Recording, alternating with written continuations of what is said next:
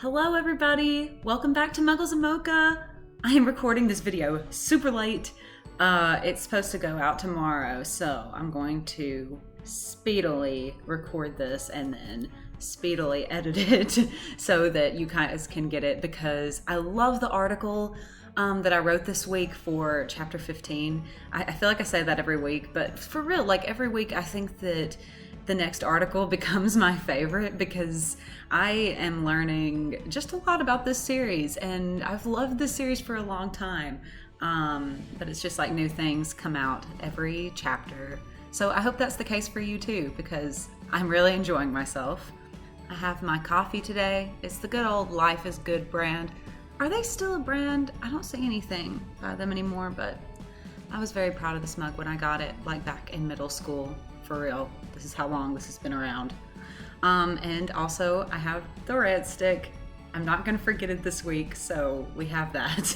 If you've just stumbled upon this video, you are actually in our book club for the Harry Potter series. We're covering every single book, 1 or 2 chapters at a time. So we're gonna be doing this for a while. So just jump on the ride, the train, the Hogwarts Express. Come with us and talk about Harry Potter. And this book club is actually connected to my freelance editing website, MadisonKdarby.com. You can go there to check out our previous Muggles and Mocha entries. They all include videos and articles about the books, so check that out.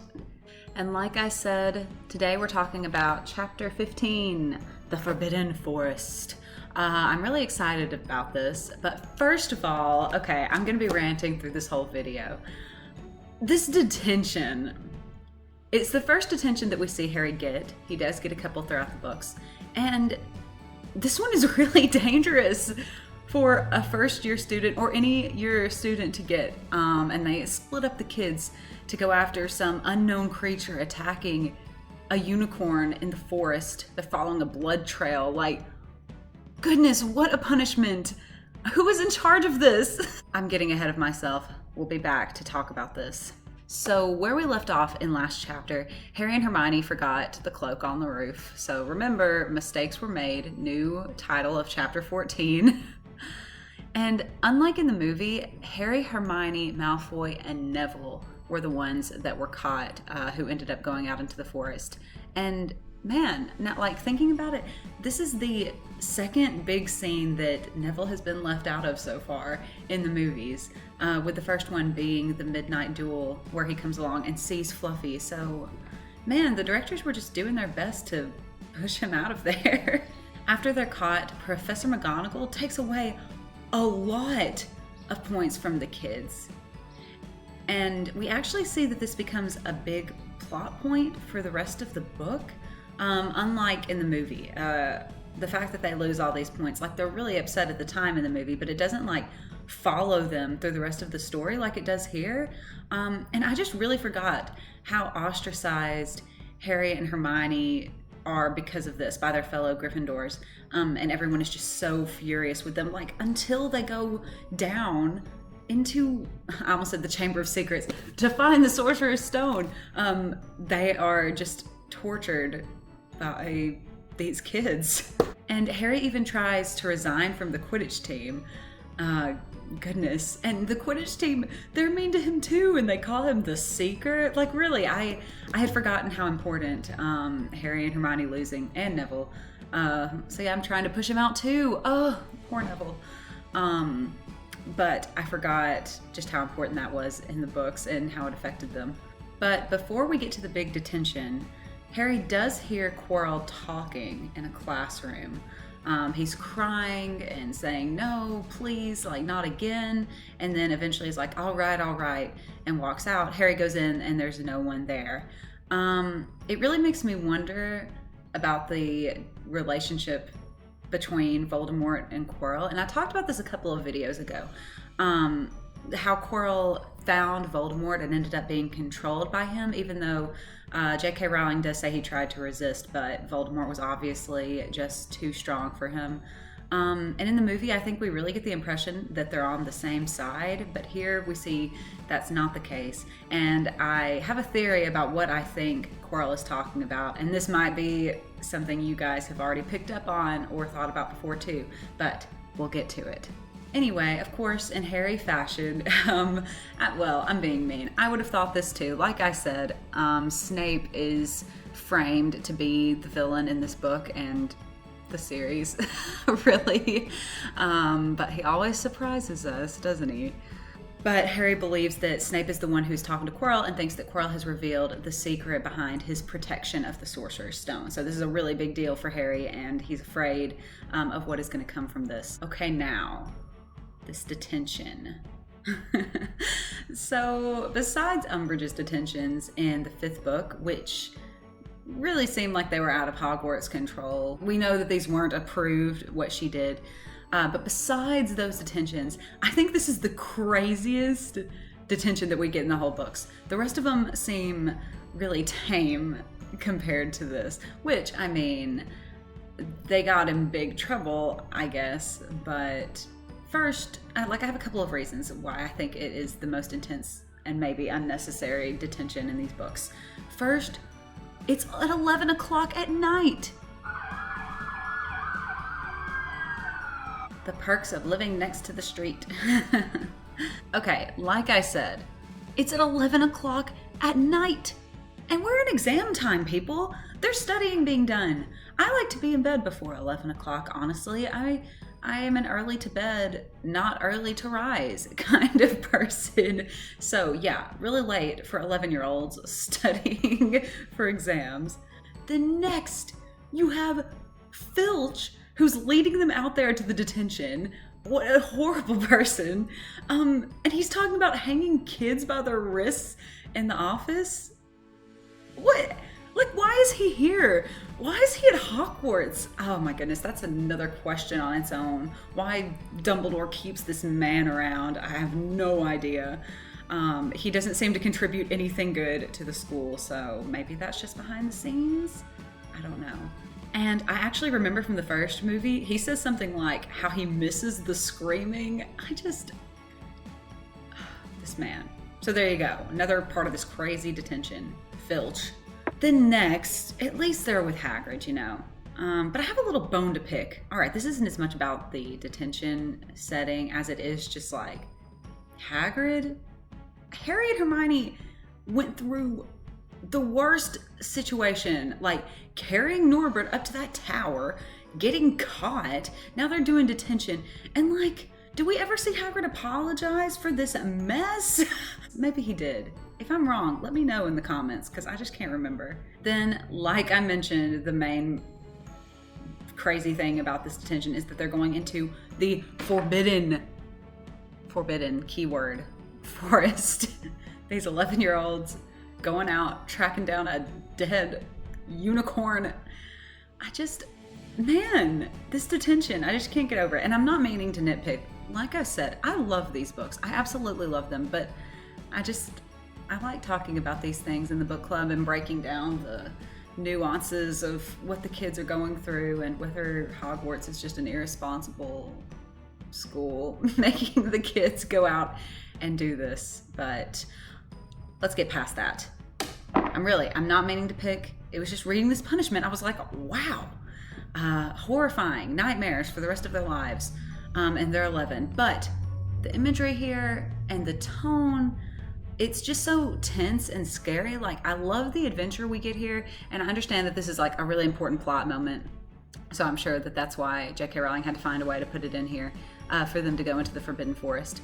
But it is very intense, so let's just get to it. Like I said, they're tracking the blood of this unicorn. Very silvery, gross stuff.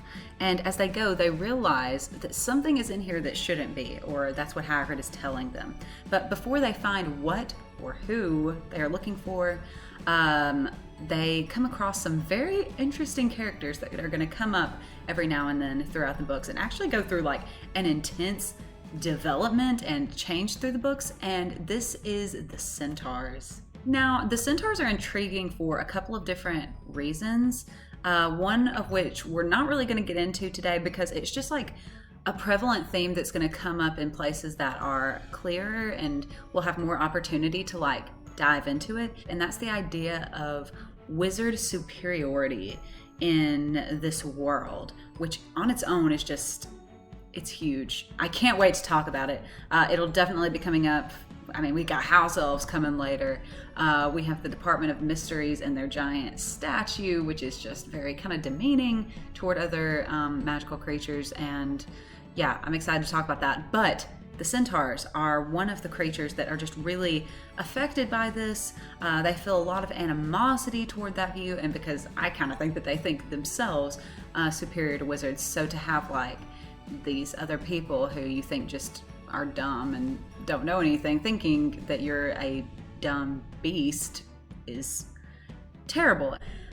I talked about this longer than I wanted to anyway, but that's one of the things that's interesting about the centaurs. But the other interesting thing, and it's kind of what I want to focus on today, is the difference between human and centaur divination, or seeing the future. This is one of the things that the centaurs make fun of wizards for, because they think that their version of seeing the future is just a lot of hocus pocus that doesn't mean anything, you know, like especially when it comes to characters like Professor Trelawney that we see later on. But here we come across one of the funniest conversations, or at least it was to me when I was a little kid, like 8 years old, reading this with my parents. I have memories of reading this part and hearing the centaurs say the famous line, Mars is bright tonight, in response to every single one of Hagrid's questions. And I would just laugh and giggle because I thought it was really funny. And it is, but I actually have written the article for this week about this line and a couple of other things the centaurs say, which we're going to be getting to later in this video, that is about the idea of fate in the Harry Potter books, and especially in the centaurs world, and what they think Harry's part in the Great War is. Oh, it's so interesting, but we'll get to that later. So after we switch up the groups, because who thought it was a good idea for Neville to be with Malfoy? I don't know. Harry discovers the dead unicorn. Now, this scene in the movie, good grief. It really scared me as a kid, although my brothers-in-law saw it recently and it just was not that scary to them. So maybe I'm just a wimp, but I thought that like reading it in the book seemed scary too, like imagining Quirrell in a cloaked figure just like crawling across the ground and drinking this silvery blood. Like, man, this would just be a very scary scene. And this is what I think Quirrell was talking to Voldemort about earlier in this chapter. So, you know, we see or hear Quirrell in the classroom and he's saying, no, not again. Oh, all right. I think he's talking about going to do this because it's obviously horrible. And yeah, that is my theory. That is what I think Quirrell is talking about there. But Firenze saves Harry, and y'all, I don't know if I'm saying that right. I've heard Firenze, like I think that's how they say it in the first Harry Potter movie. And then in the audiobooks by Jim Dale, he says Firenze. I just don't like that pronunciation. Maybe that's how it is. I don't know. I'm going to be calling him Firenze today. But he is another centaur who saves Harry. Then we see a very interesting scene, and this is what my article primarily focuses on. So Ronan and Bane, who are the other two centaurs that we've met so far, are furious with Firenze for a couple of reasons. We see them come upon Harry and Firenze right after Harry has been saved.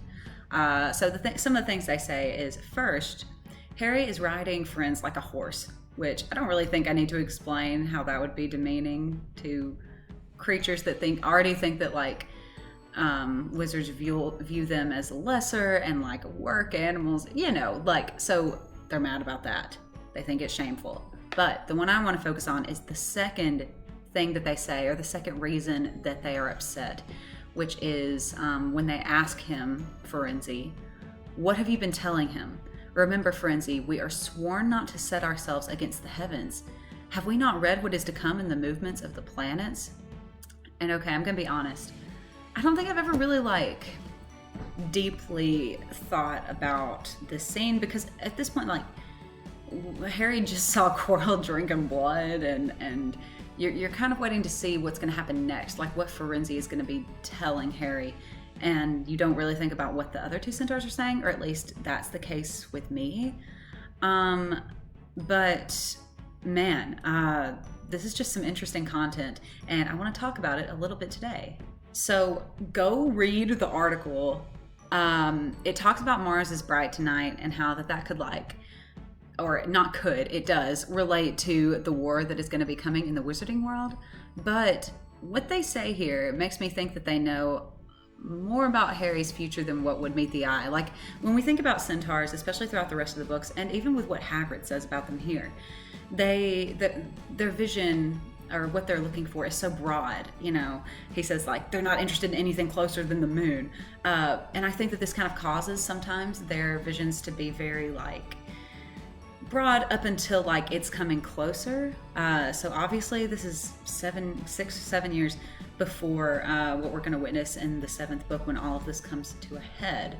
But I think based on what they say, that they know that Voldemort and Harry are going to fight in the end, and that possibly Harry's going to die. I don't know. I'm just wondering, because I think that they knew who was there in the forest that night, and they're afraid of what Frenzy's going to tell Harry about that could affect his future.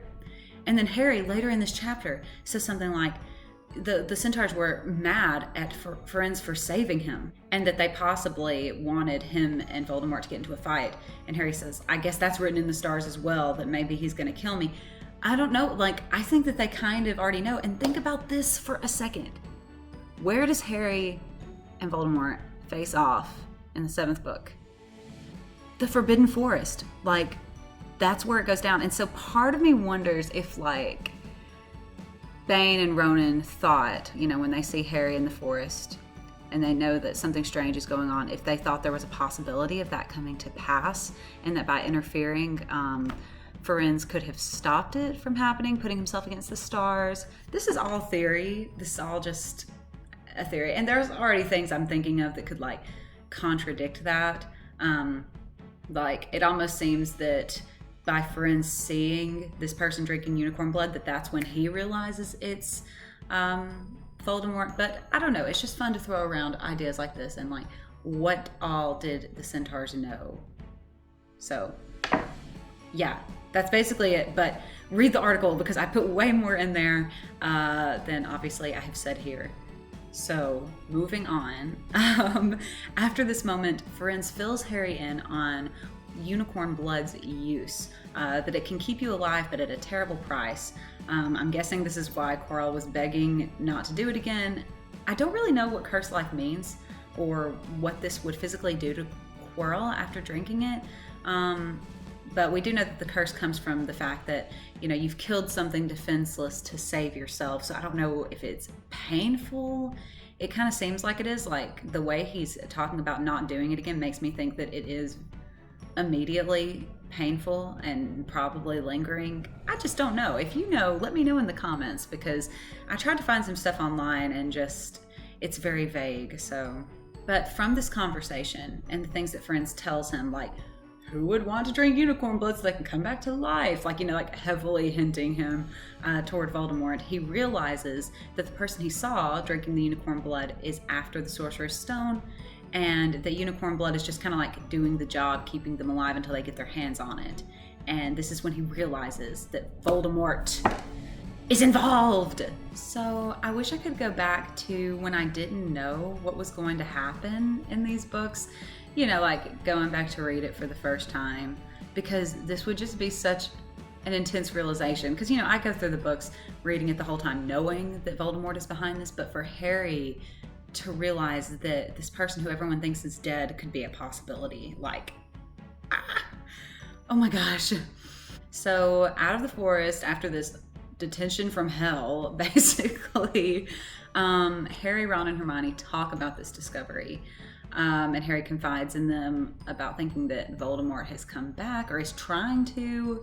And this is when, you know, we've talked about this before a little bit, but they bring up that Dumbledore is the only person that Voldemort ever feared, which is something else we're definitely going to talk about in an article. Like, I've got to write an article about this for, like, the reasons behind Voldemort's fear. I don't even want to use the word fear. I feel like it's more than that.